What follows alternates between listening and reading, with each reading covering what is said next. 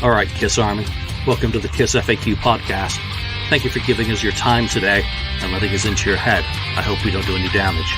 This is a Kiss-related podcast by the board, for the board. We hope that you enjoy.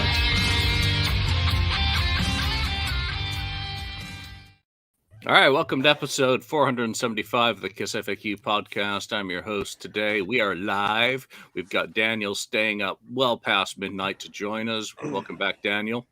Thank you. We got, obviously, the voice of reason, 69th Blizzard on the board. Ken. Hey. You're being way too reasonable on the board today. So, and then we have everyone's favorite. Yes. His favorite. Greetings.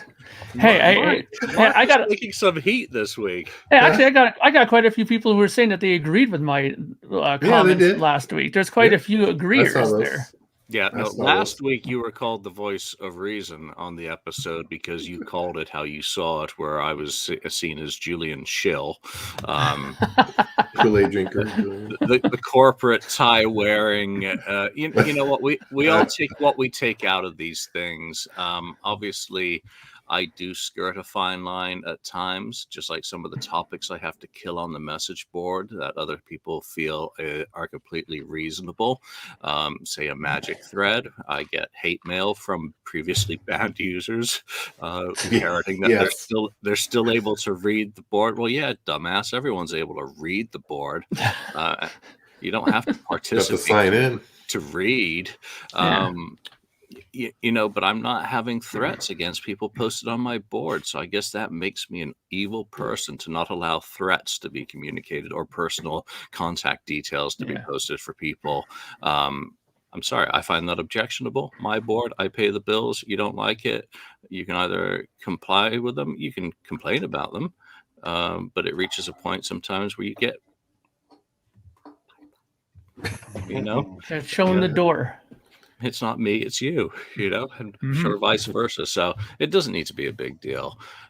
This week, we're going to be doing our final regular round of the studio album Deathmatch. Now, how we've gotten to this point, these are the scraps. These are the songs that are left over from deathmatch matchups previous that had unequal numbers competing against each other. So I'm going to run through for people who may not be familiar with the just bring up the comments page and say hello to everyone who's joined us tonight. If you're not familiar with the matchups that we've had that have led to these songs, I'm just going to run through it. Round one featured Kiss versus Psycho Circus, 10 songs versus 10 songs, so no leftovers. Deathmatch number 2 was Crazy Nights versus Destroyer. And there was one song left over, even though I put in the Rock and Roll Demons into that mix-up. Deathmatch number 3, The Elder versus Asylum. So there was one song left over from that. Deathmatch number 4 was Dress to Kill versus Rock and Roll Over. No leftovers, which is a shame. Either of those albums lost any songs. Number 5 was Creatures of the Night versus Sonic Boom.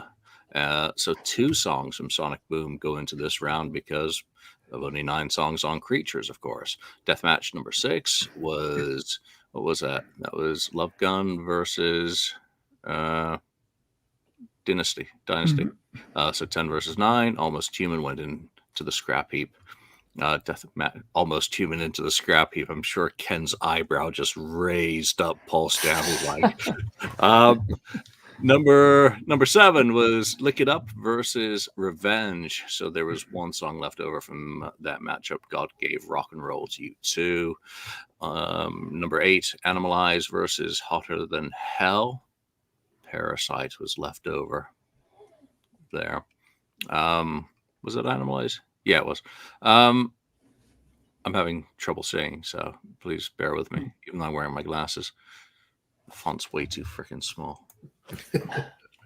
God, I'm getting number 9 was Unmasked versus Monster. So there were 2 Monster tracks left over. Right here, right now, probably shouldn't have been left in the mix, but it was for some reason, so we can't go back and fix that.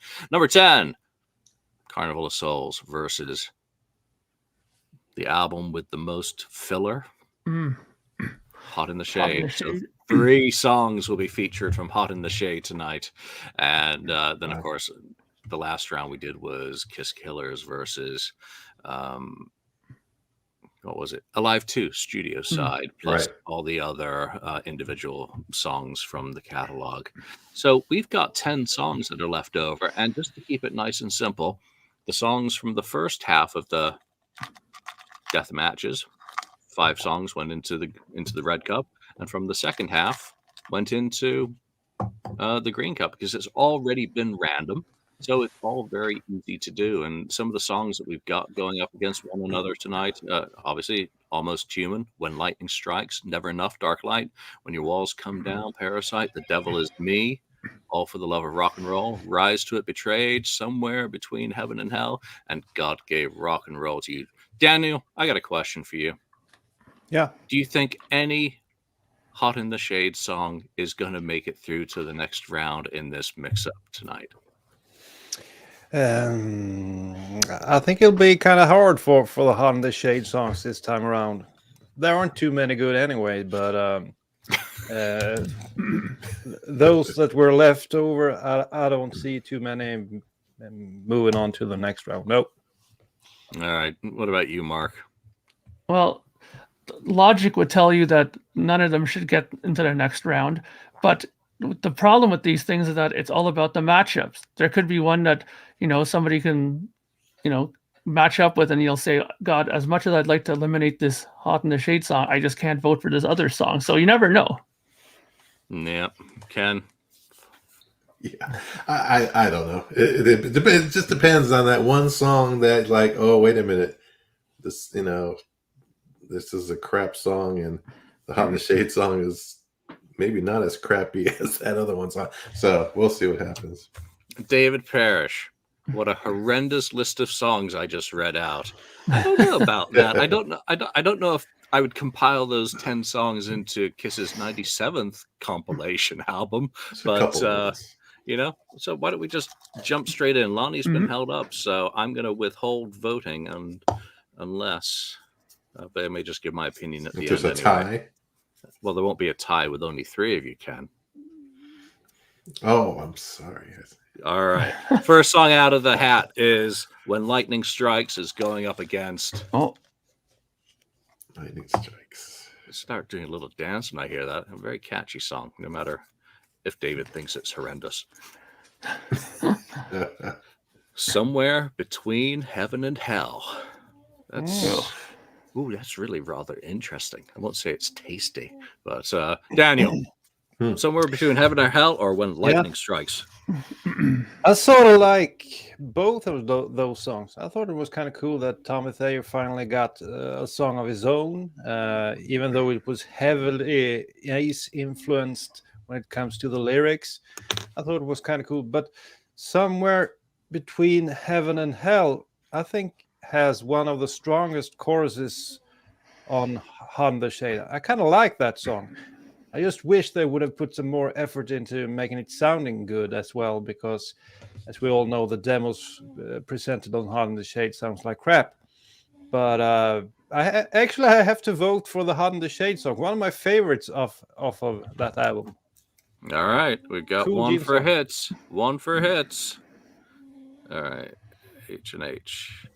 Mark, you've been pondering. You look like you're very serious about this. And is that Shadow snoring? Yeah. Okay. That's him snoring, all right. Wake up, Shadow. Both songs are not very good. The guitar player in me wants to kind of lean towards, Tommy Thayer's song, because, give him some love there, because he always gets the heat from everybody. But I think Somewhere Between Heaven and Hell is better. I agree with what Daniel said, that, the production of it is just terrible, but the song itself is pretty good. It definitely has some strong points in it. So I think I'm going to also go with Heaven and Hell as well. Yeah, I mean, it's a reasonably good gene composition for the era, so surprisingly. Yeah, it's not bad. It's just one of those songs. I mean, if it had been recorded properly. Yeah. Could have You been know, better. maybe with Bob Ezrin producing. Oh, God. That No, would have no, done Ezra. it. Yeah, that would have made it No. fantastic.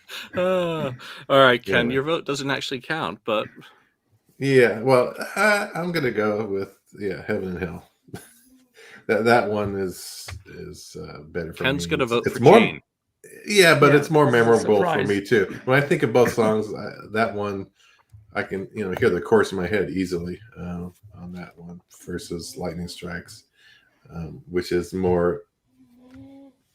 You can't remember that cowbell? Seems more generic than Heaven and Hell. So, Shadow Man, pipe it down there. I'm going with Gene. Yeah, I mean, Adam, Michael, Blue Racer, Brian Foster, Steve Bond, everyone, it's unanimous in the audience that Heaven and Hell should be it. So, we'll put the audience vote in there in place of Lonnie. And then I get to vote meaninglessly as well. I'm actually going When Lightning Strikes, and I really do like Somewhere Between Heaven and Hell. But just like I said about the kind of danceability or the bopping your head that Let's Put the X I've been guilty of with that song, I really do like When Lightning Strikes for a similar sort of reason, that it is a very catchy, up-tempo, positive AC/DC song.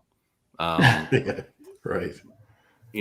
No, it's a really decent song, and it's one Yes, I really wish was in the set. If we're talking about a set now that's dropped a further song in the past week, so the show's even shorter. To have Tommy do one of his he's got 2 songs to pick from. They've got 2 songs for Eric. I would take either of those, live. So that's just me. Yeah. Somewhere between Hotter Than Hell goes through to Rise Your Heart. Yeah. And When Lightning Strikes goes into the trash heap. Let's go. Next song coming out of the Gene Cup is going to be Never Enough. Oh boy. And actually, I don't need to write it down yet. Mark, you're going to go first with this, okay? It is up against, must be a short song title, Parasite. All right. Well, actually, Mark's the one who's getting to go first, so we have no idea where this one's going to go. Yeah, it could go either way in this one, because they're both so equally good in songwriting and approach. Production and everything else. Oh, sorry, I was just choking a bit there. No, they're not even close. Like not even remotely close. Never Enough is pretty annoying. It's pretty standard. I like that term, vanilla. It's very vanilla, that song. Paul Stanley seemed to like that flavor a lot when he was writing songs during that time. Nothing too memorable from him around. Oh, there's some songs that were good, but Parasite, come on. I mean, that's such a great song. I mean, even my band covered it. Can you believe that? We did that live once a couple of times in my band. So great song. I love it. I'm surprised though that Ace never sang it, but I still think that Gene did it more justice. I don't think Ace would have had the same delivery. No. Maybe now he could on Origins Volume 3, since he's done Cold. I don't think so. Trying to grab a hold.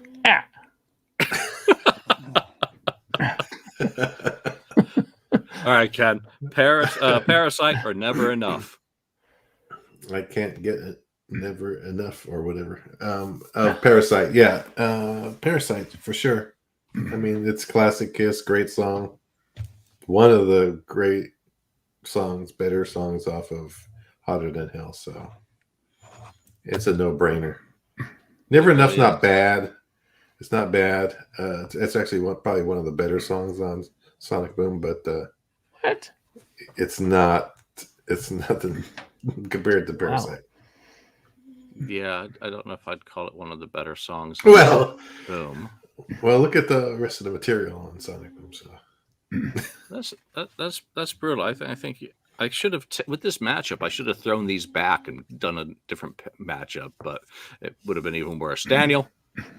Yeah, me and Mark, we did an episode for another podcast the other week. It will be released in August, where we we picked our favorite Kiss riffs, and Parasite was one of my top 10 favorite riffs of all time. So Parasite against Never Enough, it's a home slam dunk for Parasite. It's such a great riff, such a great song. And again, the audience is unanimous on Parasite.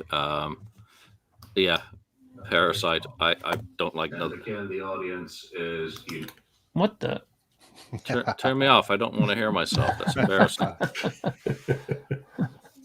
All right, next matchup. Adam, North Carolina. I'd rather hear the soundbite "ack" over and over than listen to Never Enough. Yeah, ack all night. All right. Dark Light. We got a bit of Ace here tonight. Dark Light versus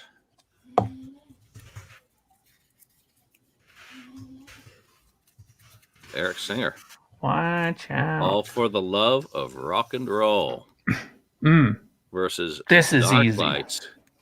I don't know. Is it? I say it's easy, but Ken's going to go first. Ken, so is it easy?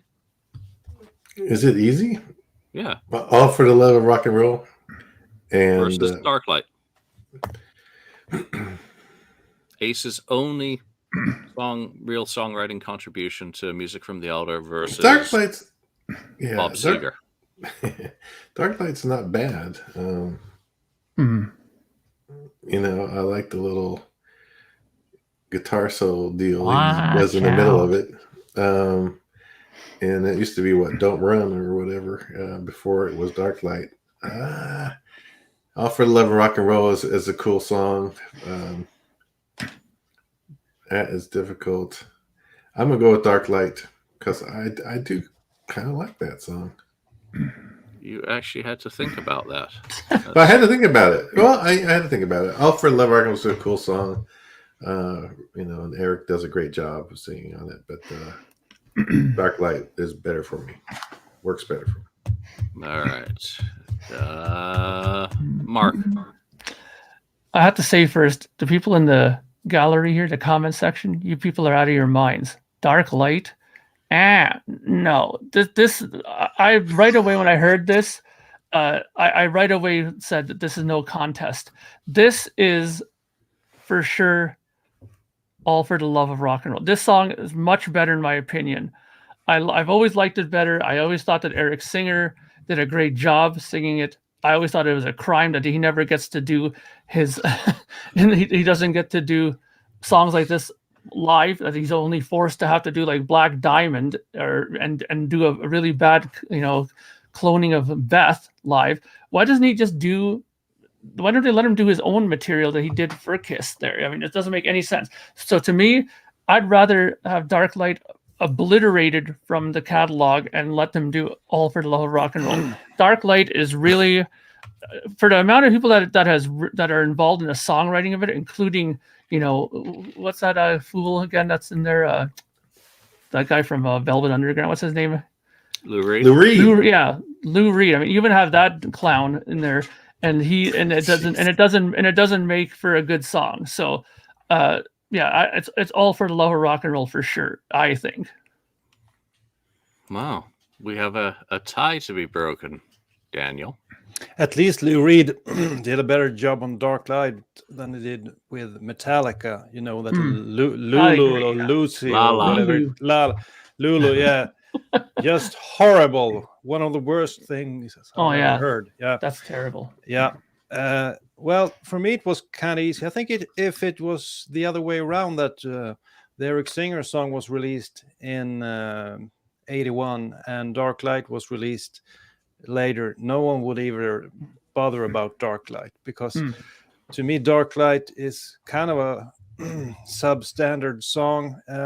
Even though on the Elder, it's not the worst on the Elder.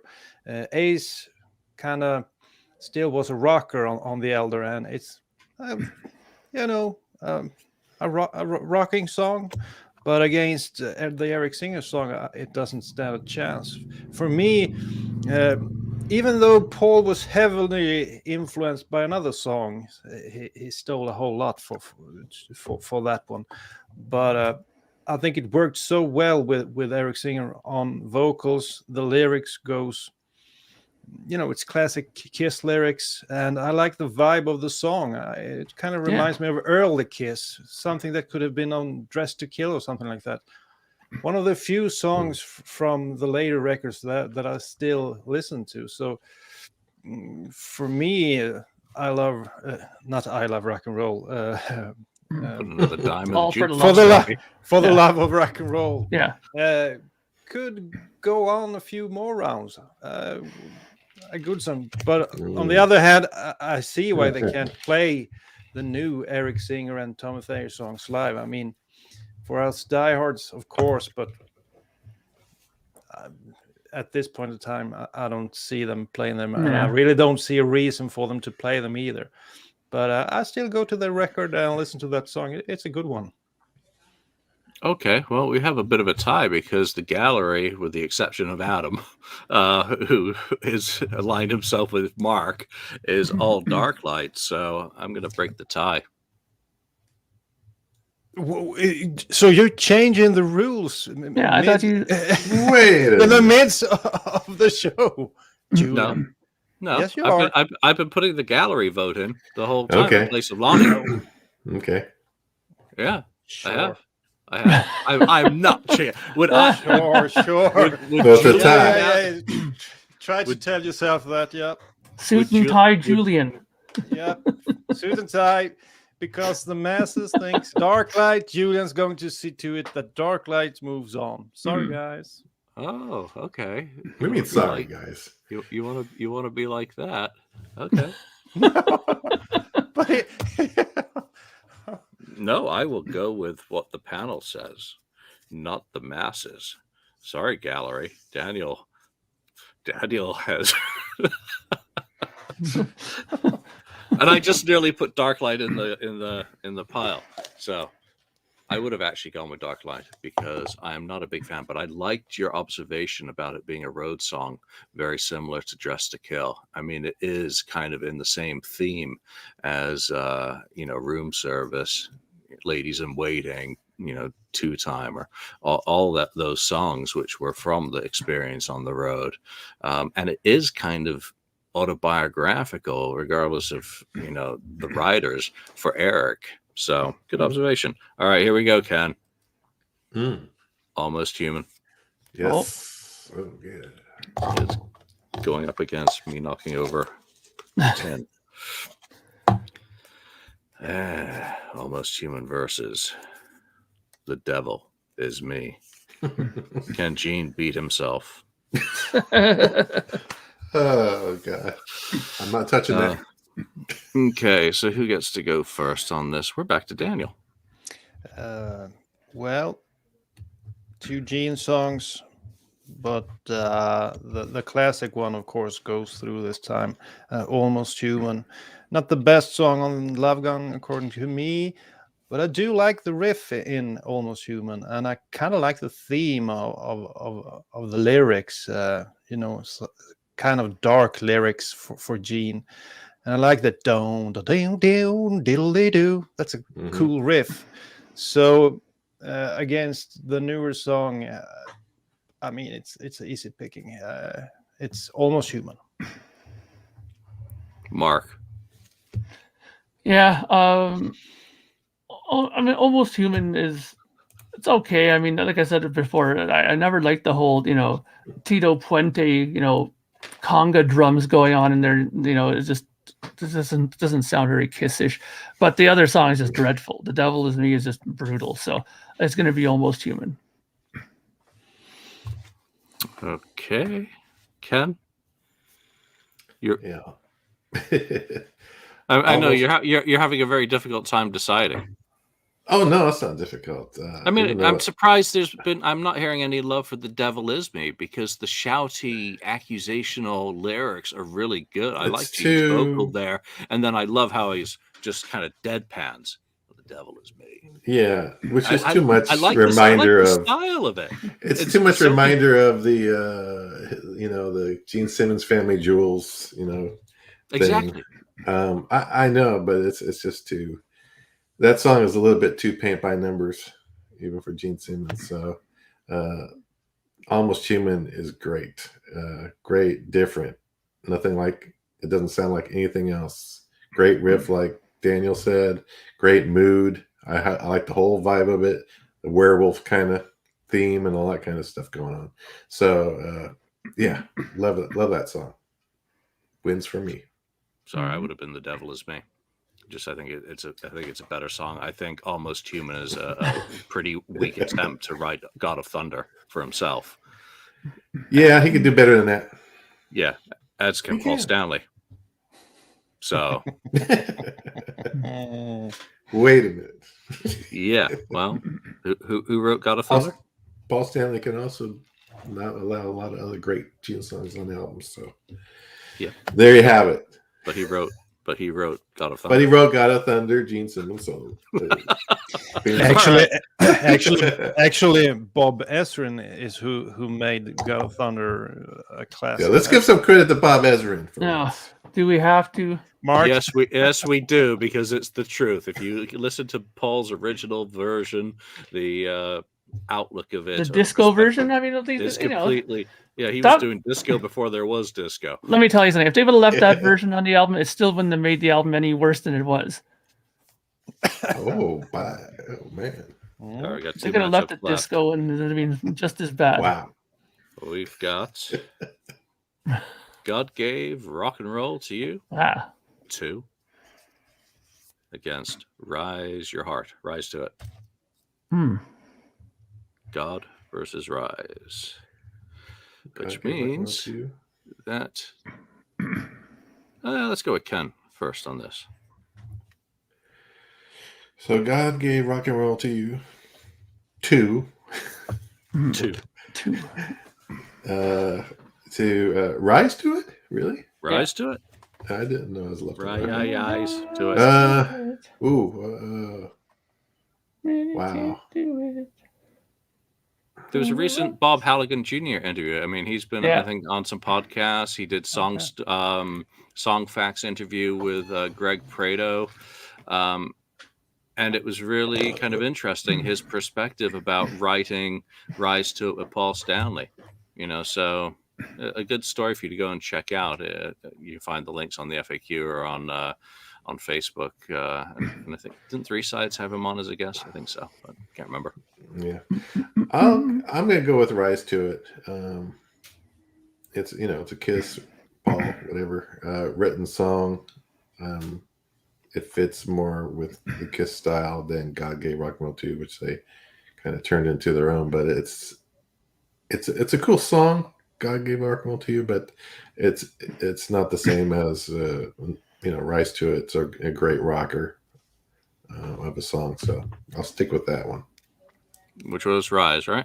Rise All your heart. Daniel.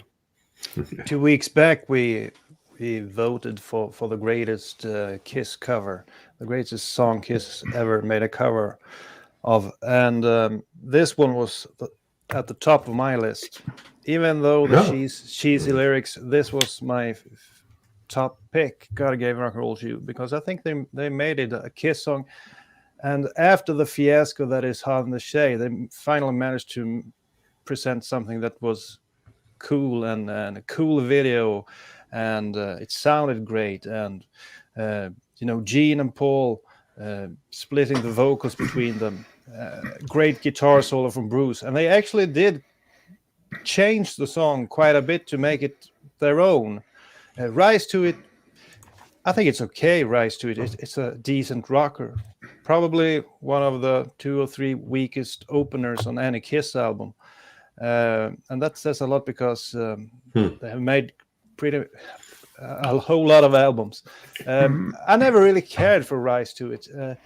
The cheesy Bon Jovi intro with the acoustic guitars turned me off right off the bat. They tried to make Blaze of Glory some way, but it's a decent rocker. It kind of worked live, but I'll have to go with a cover song, and that is God Gave Rock and Roll to You 2. Okay. Yeah, so they were actually. I didn't get Bon Jovi out of it. I got Cinderella. Bad. Yeah, that's even worse. Yeah, something. Yeah. Oh Yeah. no, Long Cold Winter's a great album. Love it. Uh-huh. Mark. Yeah, I have to agree pretty much with everything that Daniel said, except the fact that I think it reminds me of Cinderella. Just like Julian, it definitely, that beginning is Long Cold Winter ripped off to the T.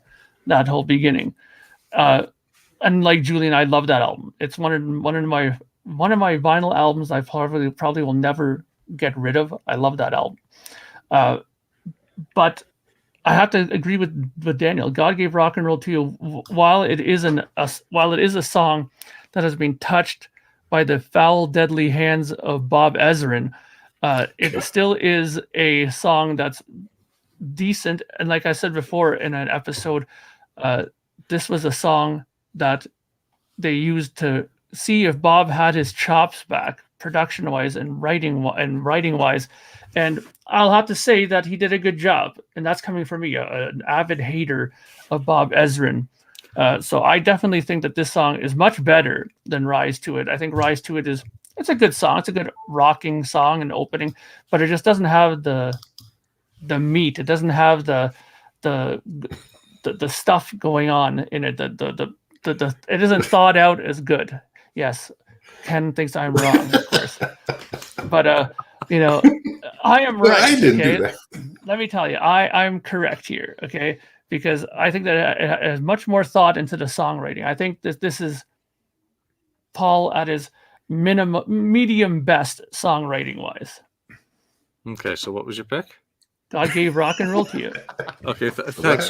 There was a whole bunch of word salad added in there, you know.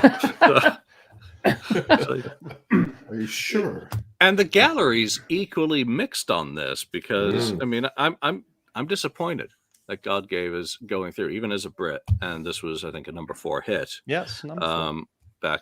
Back when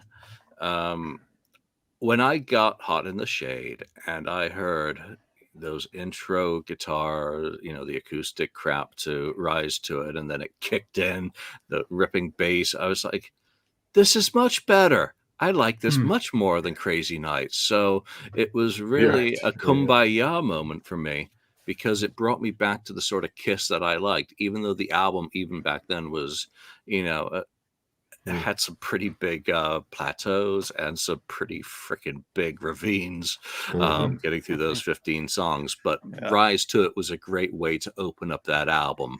To me, it's one of the strongest tracks on the album, period, for my taste. But again, as we can see from the audience, everyone else is kind of mixed and split on it as well. All right, Rise to It. You are the weakest link. You have been eliminated. The last matchup in round 1 of the KissFAQ Death Match series. Then it gets rough. It's possible. When your walls come down. Speak of the Devil. Crazy Nights. One of the better songs, I think, on Crazy Nights. Really? Played it live. I know not too many times. So I know that's not is going up against Betrayed. Now what you got to say about that, Ken? Huh? Well, you're not. You get to hold your tongue, because Mark gets to go first on this last one. Honestly, I like Betrayed. I think it was one of those songs I didn't mind when I first heard it. And if I'm not mistaken, I think Tommy had something to do with that song too, didn't he? Yeah. I think he was. Yeah.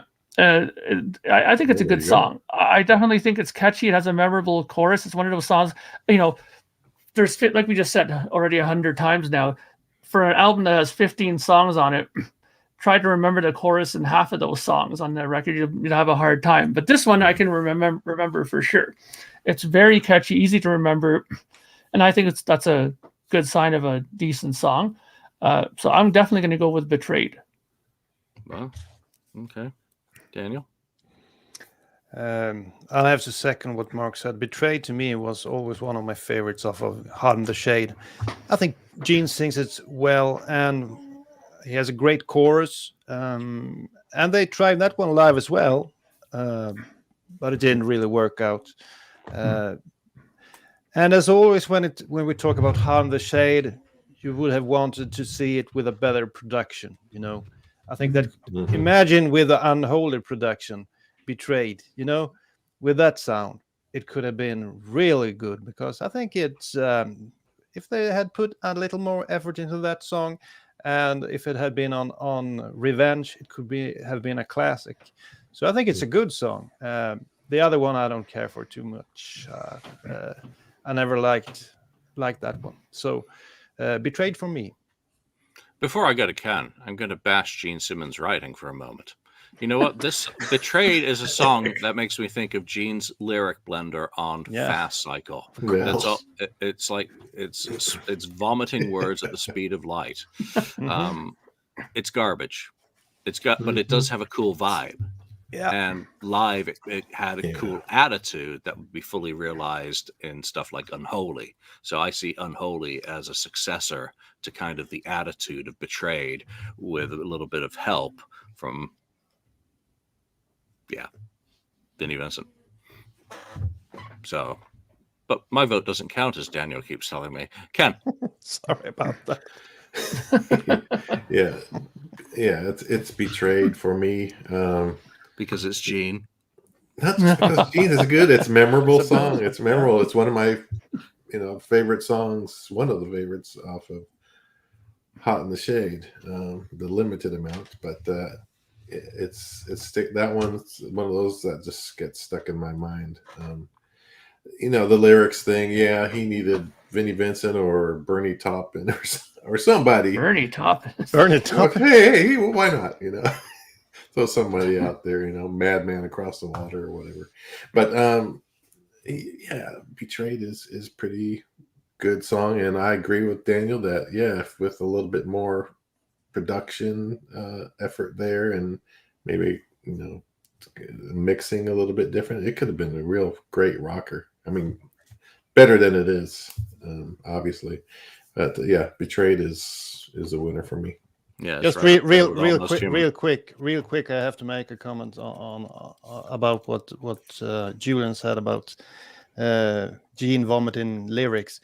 Sure, he did that a whole lot during the 80s, but I was toying with an idea that we could someday do our favorite 80s riffs, from the 80s records, or the no makeup riffs, and when I tried to do that myself, pick my favorites, I ended up with, Secretly Cruel, Love's a Deadly Weapon, Betrayed. So if you look past the bad and cheesy lyrics, there are some real cool riffs in those 80s Gene songs. Oh, yeah. Secretly Cruel is basically a 70s song. I mean, listen to that riff. Vertigo. And then listen to, Deadly Weapons is basically 70s, even though it's 80, 81. So did you vote, Daniel? Yeah, I think I voted for Betrayed. He went Betrayed. Yeah, we'll looks like we're going to have a winner. Yeah, and the gallery is also pretty unanimous on that. X and Sex is not Julian's favorite 80s riff. I guarantee you that.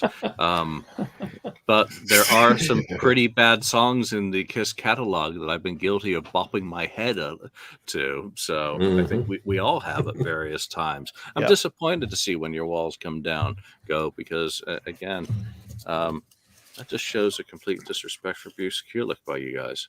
It's nothing to do with Bruce. It's the song. Come on. It's a song, man. What is that? I love Bruce. Come on.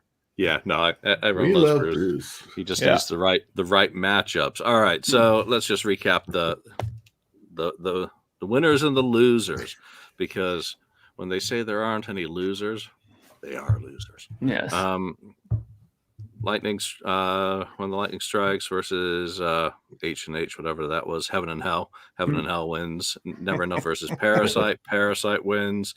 Dark Light. All for the Love of Rock and Roll. All for the love of rock and roll. Yeah. I'll fix that in post-production while I'm bopping my head to X and Sex. Almost Human versus The Devil Is Me. You guys got that wrong too. And Almost Human goes through.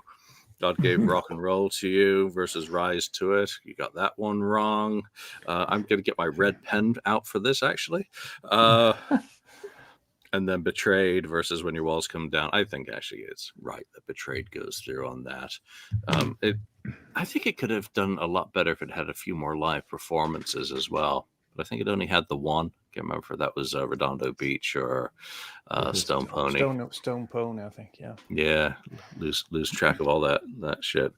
Yeah, and JM Dark Light should have won. Yeah. Well, these guys made sure that it didn't. All right. So what's going to happen in the next round is we've got 114 songs. So I can either divide that into 2 lots or 6.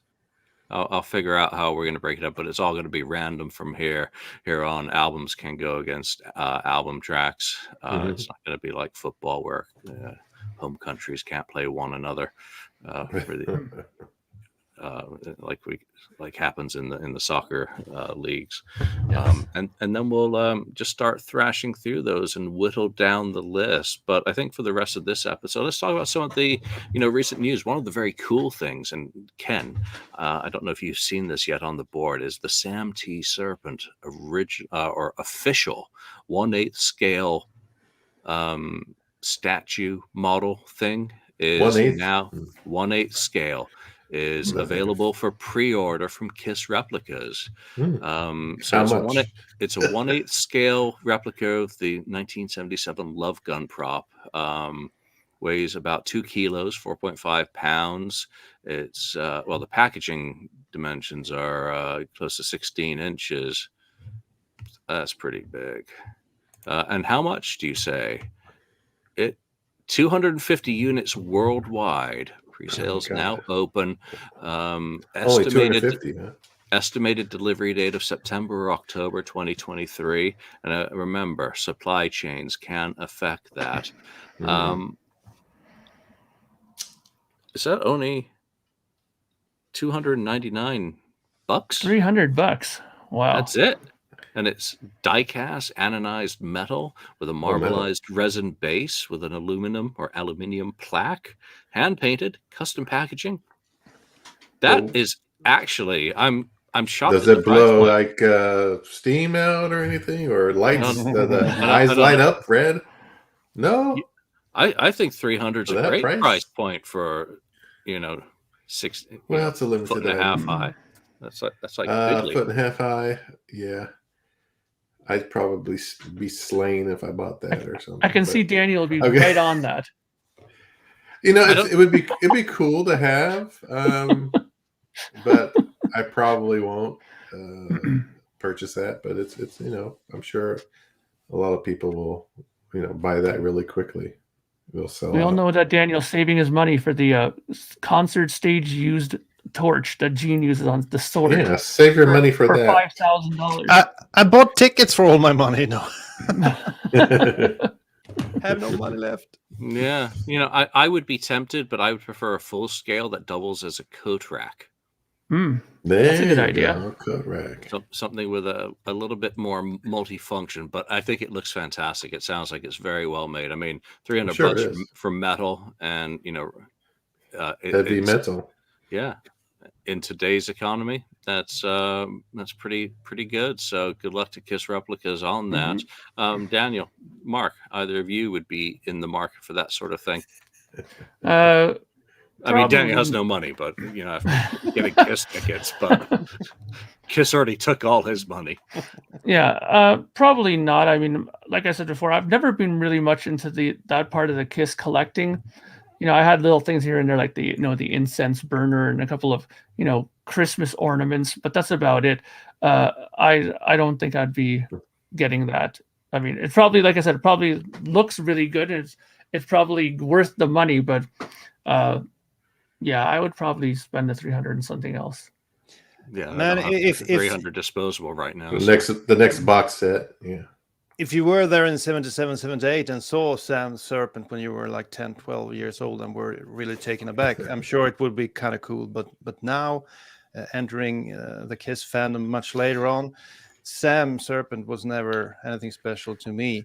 So I actually rather buy some laser discs of Extreme Close Up or Kiss There you Confidential go. that I can't Cool. even play. But Laser Yeah. disc, but look at that means more to me. It's all Yeah.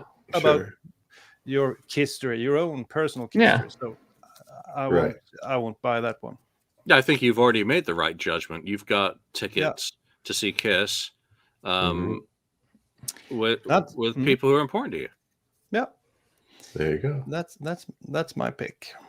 All right. So Daniel, would you pay Ace Frehley $5,000 to Yeah. play your Les Paul, Epiphone, or Gibson on stage? I actually like that idea. The immediate thought that popped into my head was, I'm going to grab my Tommy Thayer Spaceman Epiphone, and the next time Ace comes to town, but not at $5,000. I'm not. That's freaking crazy, Curly. I don't get those ideas. That means nothing to me. But I do appreciate the guitar I got from the KissFAQ podcast. I played every week, the Paul Stanley Ibanez, and that's mine, and that's coming from you guys. So that means something to me. But having Ace play something, I don't care about that. He can't even play anymore. No, he can't play. He can still play, but he's always been sloppy. But not hearing must make it much more difficult live, at least. But we'll see. Maybe the next album that he will release is his best ever, as he put it himself. The best 78. ever since 78. Yeah. Well, We'll even, find out. even better than that one is that. Even better than the one from 78. So that's Steve Brown is talking it up pretty fierce. I mean, that's setting a very high bar now of anticipation and expectation for Ace. But I think anything following Spaceman has got to be a step up, because I think pretty universally, with one or two exceptions on that album, it was pretty much seen as rough, poorly produced, unfinished, and not completely realized ideas. And kind of haphazard. Much like Kiss, he needs a producer. He needs someone that looks over what he's doing. Then I think it could become something better. And he also needs to put a whole lot more effort into his solos. That's crazy talk, Curly. I'm Ace Frehley. Nobody tells me. No, and I don't practice, and I'm lazy and all that. Yeah, that's a problem when releasing records. That's a big problem if you're lazy. Yeah, Mark. Any what's the last Ace album you bought? I actually have Spaceman. I got it on vinyl. I have his stuff. I mean, I have Space Invader. I got Anomaly. Actually, I got Anomaly when it came out on CD right away. And of course, now they're offering all these albums once again in different splatterized vinyl for your convenience. So you can have a 9th variation of Spaceman if you want for your collection, which I think is absolutely ridiculous. But no. I mean, I didn't mind Spaceman, to be quite honest. I kind of liked it, and you didn't mind it. It's like I didn't mind the colonoscopy. I mean, I thought it was okay. I mean, the Gene songs that he did with him were okay. I thought those songs were decent, but I think that album was actually more of an attempt for him to do a proper vinyl release, because it was more thought out to be released on vinyl. You can tell because it worked out on the sides how he arranged it. The other albums were just like he just recorded whatever, and they just put it to vinyl, and that's why they needed double vinyls half the time, because it was such a long record and stuff like that. But I don't know, I didn't mind Spaceman, and there was quite the push behind that one. If you remember, there was picture discs and all kinds of stuff that came out for that album. But I am curious to see what he does with this one, because look, Steve Brown, we're talking about Mr. Trickster, right? So he's probably a big fan of Ace's, probably likes a lot of his stuff, and probably would be a good person to steer him. But I get the same vibe that I think that Daniel had, that of course he's going to be saying good things about it because he's attached to it. Why would you go out there and after you worked on it and say, I think it didn't turn out that good, Yeah, Ken, what's your take on all things Spaceman? Yeah, well, that and the guitar for getting it signed for $5,000. I think Ace has been visiting Vinnie Vincent's website or something, getting too many ideas. So not good ideas. So it's just crazy. And then Spaceman with all the new, the other vinyls now come out with that multicolors. You learned that from Kiss. What are you going to do? Okay. But Ken, honestly, I want to ask you something. Don't you find it strange though that people are asking these prices and they're just asking like it's like normal, like asking for $5,000 now just seems like asking for $50 like 20 years ago. Someone's going to buy. If someone's got $5,000 and that's pocket change to them, that they don't need to think about it. All is fair. Yeah. I don't give a shit. I'm not dropping $5,000. No, neither am I. No, but there'll probably be somebody, one or two people, maybe, that will do it. And they have the means. I mean, if you think of an Epiphone, that's good for them. The Epiphone signature models of both the Budokan and the Tommy Thayer were $699, I think, for Tommy originally, at $799 or $899 for Ace. Why doesn't he have a signature Epi model out of the Gibson factory? In conjunction with the forthcoming album, some color scheme for $5,000, because you're going to pay Tommy $3,000 or $3,500. I can't remember what it was for the Epiphone Explorer experience, which I did, and I didn't do it for the Silver Spaceman because I just liked that as a guitar. That's the reason I bought it, because I needed to replace my Kramer, or was it I think it was my Washburn at the time, piece of crap, with a guitar, and I wanted a signature model, and I hummed and hawed over whether to go Budokan but then it was sparkly. I like sparkles, like SpongeBob, and took Tommy Thayer's name off it, Sharpish. But why isn't he doing that? That I think would be a much better kind of value. This is like not even having to go to that effort. This is like super lazy, which is totally Ace. Yeah. Bring your own goddamn guitar, because we're not going to lug them around with us in case they end up like Gene's Vault, not selling. You bring it, make sure you've got 9 to 46 strings on it, whatever it is. Make sure it's well strung. He doesn't say which brand.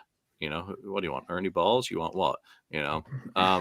It's just so lazy. I love it from that perspective, and I laugh of it for the financial perspective. But someone's going to do it, and there's going to be a picture of them grinning because they've done an experience that very few others are willing to spend, and it's going to be important to them. Yeah. You can only offer people shit at that price. It's just I for them to I want to know where do you come up with this idea that a Kiss fan base, that the Kiss fan base in general has so many well-off people. I mean, maybe there are, maybe I don't know that, right? Maybe there are lots of rich people who people work multiple jobs just to buy the next fucking guitar on a cruise. That is their thing. Yeah. And while it may be laughable to one person or not someone's cup of tea, both ends of the spectrum of, declining it, it's kind of entertaining. But has Ace's company, it's now Monarch Entertainment, and there's been a lot of turnover at the label. I think the vinyl represses are just a matter of keeping his name out there while they're waiting for this album. It's been a long time since Spaceman. Yeah. So product keeps his name visible. Yeah. No one's putting a gun to your head and making you buy it. No one says you have to be a completist. I would think being a completist for Ace Frehley's solo career is pretty lame, but some people feel the need or the urge. I mean, I've got far too many copies of Origins 2. I can't even keep track of them. They're going to be going into the live auctions that I do. Two more topics before we end, and this one, Daniel, goes to you first. What do you feel about "Do You Love Me" being dropped from the set? It's a few shows ago now that they've juggled around the tail end of the of the set. I initially thought it was because of the staging. Right. I wrongly said on the FAQ, oh, it was because it was a festival. It was not. What do you feel? A shorter set? A shorter set is no good. Today it's actually 20 days until I see them live. So I have started the countdown. So I'm hoping they won't cut any more songs, because I want to see as much as possible. And that song always worked kind of well live. And I know it's one of Eric Singer's favorite songs as well. He always mentioned that one when he gets asked the question. So I would have loved to see that one. I don't know why they cut them, but we do see that Gene is at times struggling a little bit. He seems a bit more, a bit slower on stage and so on. So I don't know if they have to cut the set because they really don't have the stamina for it. But I do hope they put it back in or something else. And I hope they play different sets when they play two nights in a row. I get maybe they'll do a Metallica and do two completely different sets. Oh yeah, the 12th and 13th of July when they come here to Sweden. I'm really looking forward to those two completely different sets. Well, the first time I saw them back in '97, I actually saw 2 nights in a row as well. And they didn't change a whole lot. They added one song. They added "Come On and Love Me" for the second night. So maybe they can do that. Add one song. I saw them 2 nights on the cruise, and they didn't change the set list. They didn't move 2 songs. Well, actually, I got thrown out of the show after the other one, but I was at least there for that part of it. Mark, how do you feel about a Destroyer song being chucked out of the set list?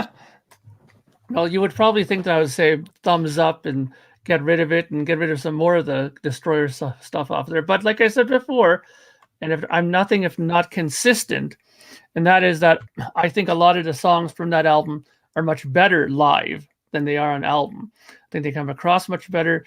We don't have to listen to any, tubular bells or any kind of, Christmas bells or anything like that, or any kind of, piano parts or anything.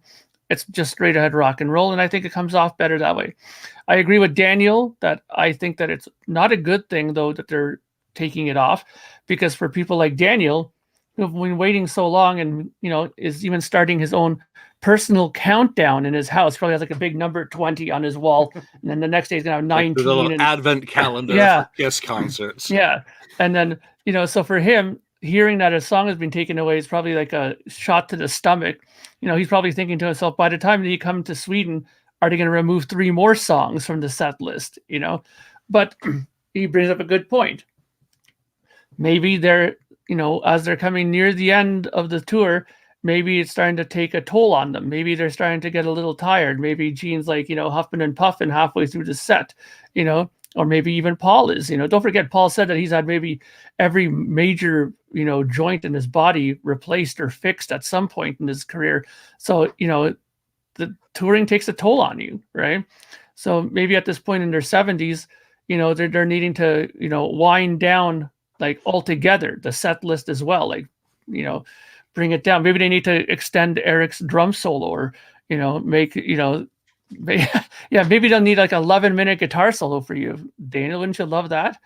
11 minutes of guitar soloing. Do you remember the jam Bruce and Eric Carr used to do? Leading into No, No, No. It was kind of a drum solo into blues, metal jam into No, No, No. I would prefer that to Tommy and Paul. Paul, you go sit down as well. My concern is that it's been shortened for health reasons. That age, that they've crossed that threshold to where they're feeling it. Or Gene's having problems with his feet, because don't forget, a few years ago he had some issues, and those things can crop back up on you, no problem, especially when you're in that age group. So, while on the one hand, I want to say it's less, it's like, why is it less? And all of the things I kind of think of are reasons why they might need to preserve in order to make it through to December of this year. And while it may be shorting someone a Paul song, and also a song that is thoroughly enjoyed in the set, because it's a really good, it's all the shows I've been to, it's been a really good scene during that song at the tail end of the set. And don't forget too, sorry, Julian, I don't mean to interrupt you, but I just wanted to ask you, between the last date of this run, before they get to the Madison Square Garden show, do they have any time off, or is it right to Madison Square Garden? No, they come back from Europe in the middle of July, and currently there's nothing on the schedule for the rest of that month and August. And then I think things pick up in September again. So they do have some downtime. October onwards is full go to the end, but they are doing gaps, between the shows, even though they do keep adding. I have no idea if any more shows are coming. Because, don't forget these last two shows are the big ones. They're the ones that they're going to be probably remembered for on this tour, because they're probably going to film it. But they're at the very tail end of a run, so they're going to be crawling at that point. It really is, and it manifests itself to me with feelings of crawling towards the finish line. It's like you see sometimes on the news that marathon runner who's got all sorts of things coming out of the back end because they're just completely empty and have lost all control of everything, just on their hands and knees, just going one after the next. And it's ugly. It's not pretty, but they make it to that finish line. Is that what it's kind of feeling like at this point? I don't know. I'm not there. I'm not them. Yeah, because that's the thing I'm worried about, because you want to give your very best on that last show, because there's going to be all eyes on it. People are flying in from everywhere on this last show, expecting something great. So they don't want to be in that kind of condition to do that, right? I don't think anyone's expecting anything great. From the people who I know, and I'm one of them who's flying in for this, I'm not expecting something great. I'm simply expecting something special. And for me, what makes it special is about the people, the fellow fans who I'm going to be seeing at that event, less so the band that's going to be providing a soundtrack for 90 minutes during both of those evenings. There's no expectations of Ace and Peter magically showing up on stage and having a kumbaya group hug and doing it right, or Bruce to be invited and come zip-lining down with a cape. This is not a fairy tale ending. Yeah. Fairy tales are for Disney, and this is Kiss. This is the road that they've paved, and it's getting bumpy. Disney will buy the Kiss brand in a year or two. You just wait and see. Maybe. So the "Do You Love Me" being pulled out of there. Yeah, I think it is. I think it is a Gene thing, probably. I think there could be something going on with his feet. Especially when they have those things telling him to sit down. Imagine wearing platform boots for 50 years. It's got to take a toll on your feet. I just can't imagine. But the other thing, with that song out, I think they could have pulled something else out instead of that one. "Say Yeah," or even "Making Love." You just want "Say Yeah" gone from the set no matter what. No. That's not true. Not true. No. But we'll see. Hopefully no more songs get dropped going towards the end here. I'm just hoping, maybe they'll bring it back in. I don't know. You know what? Maybe the tape broke for "Do You Love Me"? I don't know. It got worn out. Maybe that's why they had to eliminate it. Past serviceability.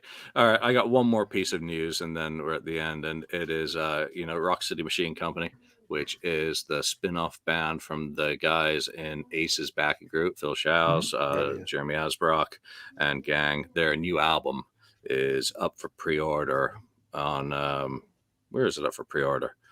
Lindley Records.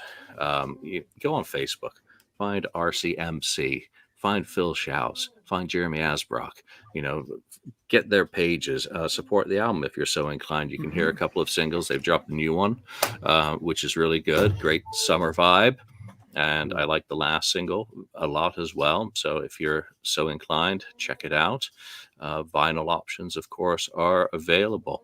But I guess that's it for now. I want to thank everyone who's taken the time to chime in with your votes that Daniel said don't count. Just remember, it was Daniel.